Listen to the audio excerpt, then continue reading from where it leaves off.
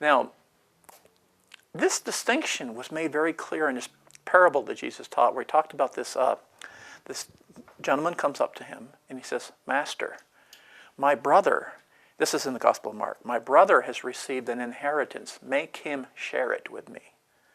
Now, he had preached a lot about people sharing, with, as an act of conscience. He's preaching a lot about people sharing, but then this guy comes up to him and says, my brother has received an inheritance. Make him share it with me. And his answer to that was, man, who made me judge or divider over you? So, he had encouraged sharing, which is an act of compassion, an act of charity, appealing to someone's conscience to get them to willfully share what they have with others. But it is quite another thing for someone to come up to him and say, make him share it with me. Who made me judge or divider over you? So in this kind of situation, you don't have willing sharing among people. You have someone setting up a third party as a judge or divider who is going to take and then distribute. So there's a difference between centralized distribution and sharing. And this parable makes that distinction very sharply, because he's, in most of his other sayings, he's talking about sharing. He's talking against greed, and he's talking about people sharing what they have, and talking about not getting too tied up with your money and not being so, consumed with, it's harder for a rich man to go to heaven than it is for a camel to go through the eye of a needle. But there is a distinction between sharing and forced distribution through a judge or divider who is sent up as centrally. Then it goes into this saying, which is a very famous quote about, consider the lilies of the field. They don't sow, and, they don't reap, but God provides for them. Then he concludes this by saying, beware of all forms of covetousness. So he's not, in other situations, he is warning against greed on the part of a person who is too tied to their possessions. But in this situation, he's warning against covetousness or envy on the part of the person who wants him to force this other guy to give his goods to him. The envy on the part of someone who feels they're entitled to someone else's labor is just as destructive emotion as the greed of the person who has a lot and wants to hang on to it. So envy is something, that goes intent, thou shalt not covet thy neighbor's goods, covetousness. There's a reason for that. It is one of the most destructive emotions in human history. Ever since Cain killed Abel because he got God's blessing, the envy and covetousness of one for another is a very destructive emotion. And so the Puritans come to recognize this. And they started to realize that this was not a productive way to do things. So they started to change a little bit, and then it took a little bit of time. Okay, we're introducing property rights into this. But they still had these wage and price controls because they didn't want people to rise up and become too bountiful, to become selfish and won't share it with others. So they had the wage and price controls. And that continued for a while until they realized that, well, if you're the private property rights indicates that they have a right to earn and to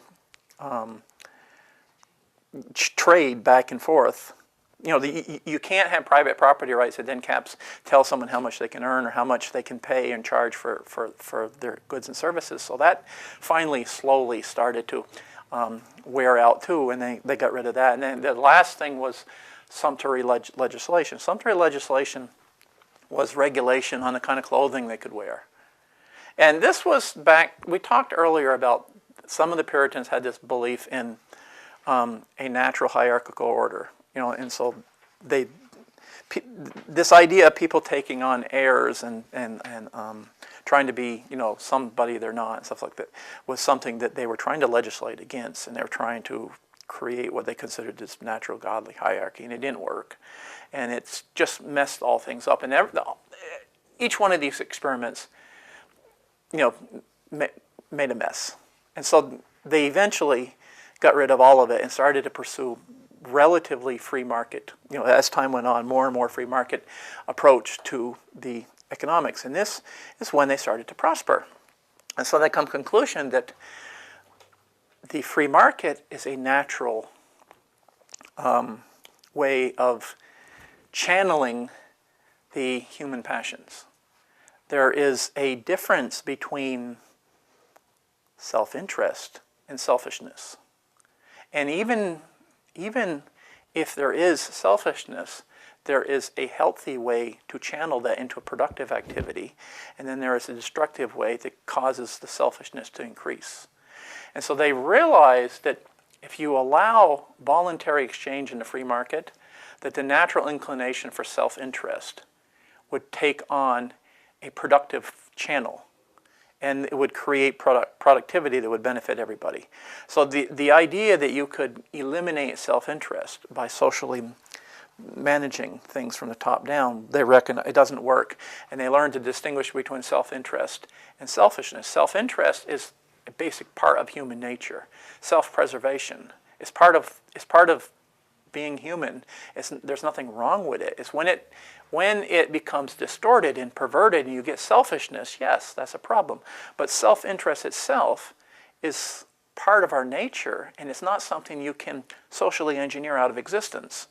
And the attempt to do so creates misery because it goes against human nature. So when you take self-interest or even selfishness and you allow it to be channeled through the proper